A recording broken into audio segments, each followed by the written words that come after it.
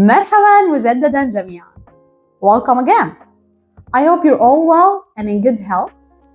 And it's getting cold here. So let's continue what we've started before. Arabic Sahel. In the previous part, which was very intensive, we've taken long sounds in Arabic, u and e, and we've practiced together how to read and write Arabic. So let's go. If you remember, I've told you that Alif, Waw, and Ya have some specialty. We're going to discuss this one in this video. But before we start, let's read some words to revise what we've taken before. نعبر نعبر غريب غريب تغادر تغادر تذوب تذوب. Okay, so let's start talking about this specialty. Alif, Waw, and Ya are considered vowels in Arabic, but they also act as letters. Wow, this is confusing. Don't worry, you guys. I'm gonna break things down for you to make it easier, and you will assimilate everything as we practice and as we give more examples about them. Okay, so let's go. Okay, so first thing to remember is that letters in Arabic, as in English, have no sound. So in order for a letter to have sound, it needs a vowel. And same thing goes to Alif, Waw, and Ya when they want to act as a letter. They should have a vowel beside them. And this rule, will help you distinguish if the letter Alif, Waw, or Ya is acting as a sound or as a letter. What do I mean by that? Well, let's see. First of all, let's start with Waw and Ya. Waw sounds oo, and Ya sounds e. But when Waw and Ya have vowel on it, this indicates that they're not acting as vowels, thus they don't sound as oo or e. They're acting like letters, and thus they have the sound w and ya. Waw sounds w and ya sounds y. So when waw is with fatha, it sounds w. When it is with dhamma, it sounds w. When it is with sukoon, it sounds w. Not oo, it's w, like W in English. W, w. Okay? And when it is with kasra, did I sound it kasra? No, it's kasra. When it is with kasra, and this is what happens when you're talking two different languages at the same time. So when it is with kasra, it sounds wi. Okay? Now let's see ya. Ya sounds e. When it has a vowel on it, it sounds y. So ya with fatha sounds ya. Ya with dhamma sounds yu. Ya with kasra sounds yi. Yi, and not e. Not e. Okay? It's like letter Y in English. Y. With e, it becomes yi. And ya with sukoon sounds e. Not e, it's e, like Y in English. Now, these vowels, which act like letters, also can have long sounds beside them. So, waw with alif sounds wa. Waw with another vowel sounds w. Waw with ya sounds we. And same goes for ya. Ya with alif sounds ya. Ya with waw sounds you. Ya with another ya sounds yi. Okay? Okay, guys, so you might hear from me some English words being pronounced as Arabic words and some Arabic words being pronounced as English words. Pardon me, but I'm doing my best. This thing always happens when you try to use two different languages while talking. Okay, so let's start with Alif. As I've said before, Alif sounds and what I'm gonna tell you now that this rule is not always applied. What? Yeah, Alif doesn't always sound My God, Diala. You just tell me in the previous part that Alif sounds and now you're telling me that it doesn't sound How does that work? Well, there are many rules in Arabic about Alif, and we're going to take them slowly, guys, for you not to be confused in these rules and to memorize them very well. Now, changes its sound when it is at the beginning, middle, or end. In the beginning of the word, Alif has no sound. And why is that? Well, let's discuss together when do we use Alif at the beginning. Okay, guys, so what you have to know is that in Arabic, sukun is considered a weak vowel. Thus, you cannot start a word in Arabic with a letter having sukun on it. And why is that? Because your word will be with a weak base. So, when you want to write a word in Arabic, starting with a letter having sukun on it, you have to add Alif at the beginning. And remember, Alif is just here for support. So, you should not pronounce it. For example, اغتراب. اغتراب. See this word? It starts with a letter having sukun. Ghain with a sukun sounds gh. And for this reason, Alif is here for support. And you have to remember while reading this word that this Alif is not pronounced. So you start the word with the letter ghain and you say اغتراب. اغتراب. And if you're writing this word, listening to it, to write it, you just hear gh at the beginning, which indicates that ghain is with sukun. And you have to remember that we cannot start a word with a letter having sukun. So you have to directly add Alif before writing ghain. Okay, so this is it. Note that in some books, this Alif, which is not pronounced at the beginning, which is the Alif for support, you can call it like that, has this shape on it. This shape is just to indicate that Alif is not pronounced here. Okay, don't mix with it. It's not a new letter. It's Alif, but this shape is put just to indicate that you don't have to pronounce it. Okay, and this Alif at the beginning is called in Arabic Alif al-Wasl. It's not important to memorize its name. Just memorize that when it comes at the beginning, it has no sound. Very well. Now, if Alif comes in the middle of the word, it always sounds no exceptions. Always sound Okay, so at the end, Alif also sounds We only have one exception for that, which is when Alif follows this letter, which is called waw. This is used in verbs that refer to many boys. And I mean by many boys, more than two. In Arabic, we have duality. Duality refers to two people. And plurality, refers to more than two people. So when we want to refer a verb to more than two boys, plural boys, that means we have to use waw with Alif. For example, darasa is for one boy and it means he studied.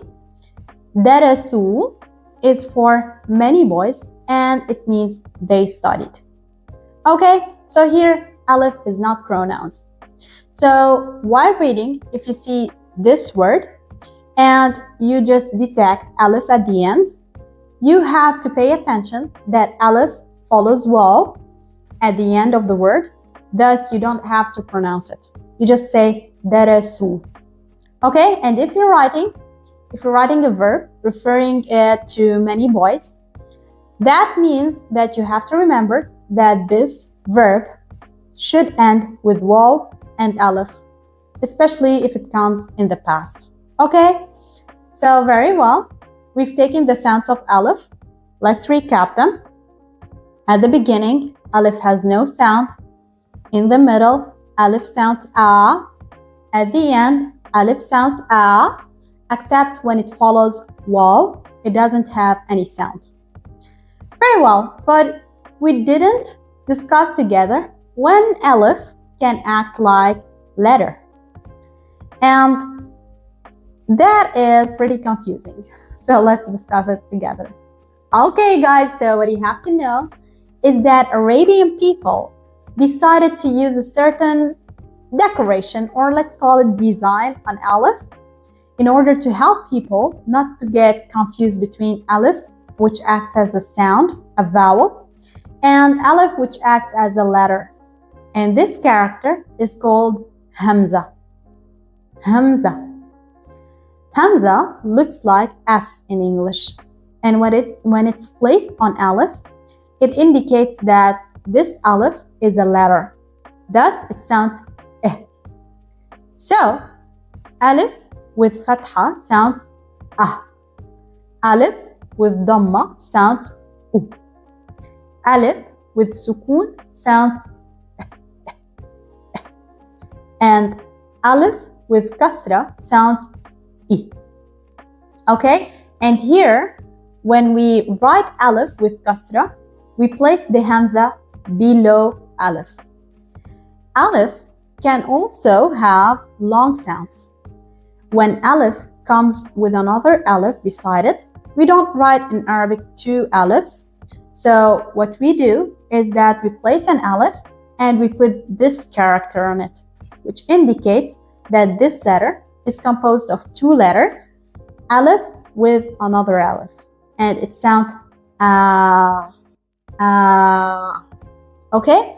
And when it comes with waw beside it, it sounds oo, oo. And when it comes with ya, it sounds e, e. Okay guys, I know I've given you too much information in this video. Now we're going to practice together how to read some words that have alif with different locations in them. And so by that, you can memorize how to pronounce alif according to its location. Let's go. رنا ستار ساروا انتدب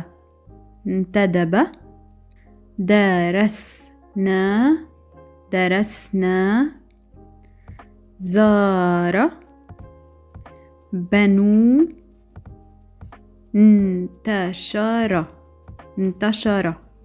Okay guys, so now you know the different types of alif in Arabic. Let's revise them together.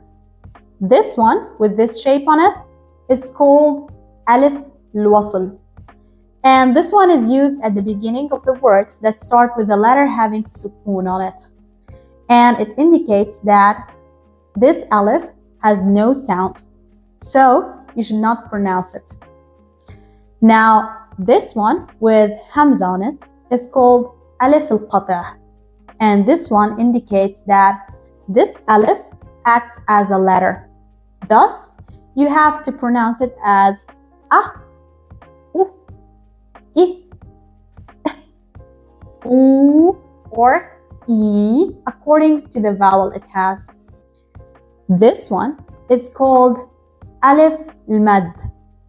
And this one indicates that there are two letters here. One alif that acts as a letter, and the other alif acts as a vowel. And thus you have to pronounce it okay? Now remember, you don't have to memorize the names of these alifs. You just have to memorize their sounds.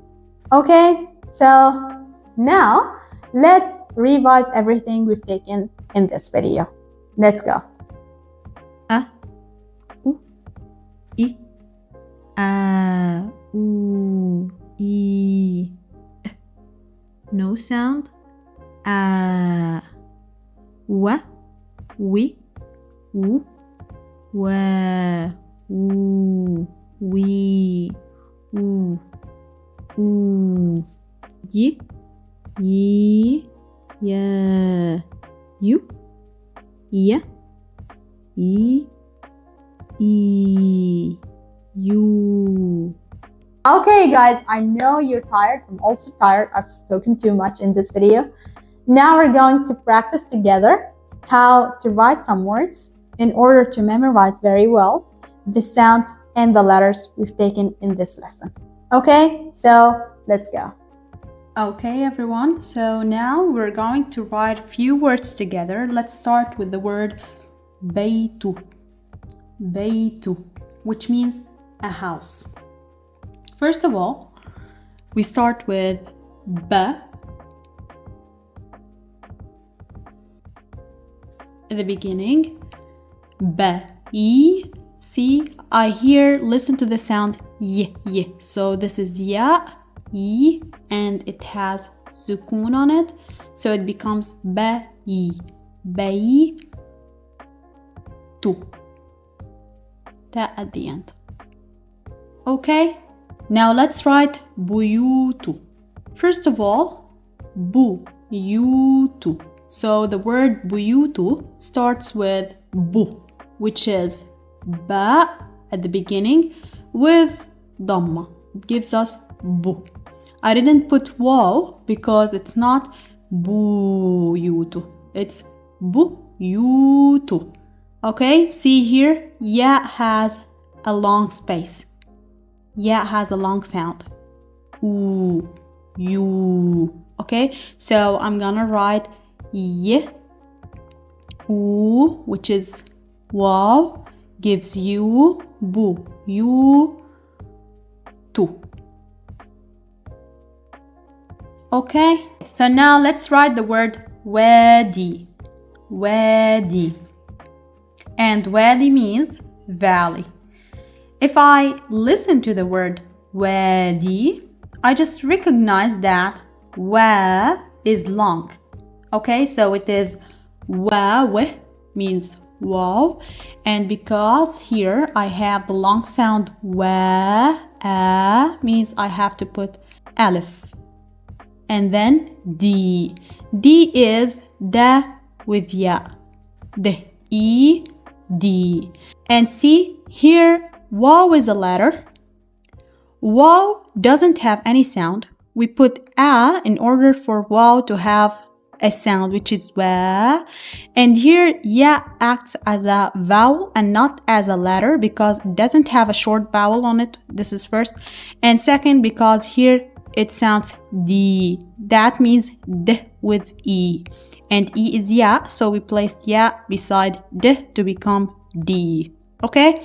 And if you still have problem with this, guys, go back in the video and try to memorize the blending of the letters with vowels. And it will be easy for you to recognize that d is da, dal with ya. Okay? Now let's write the word intashara. Intashara. The word intashara means spread.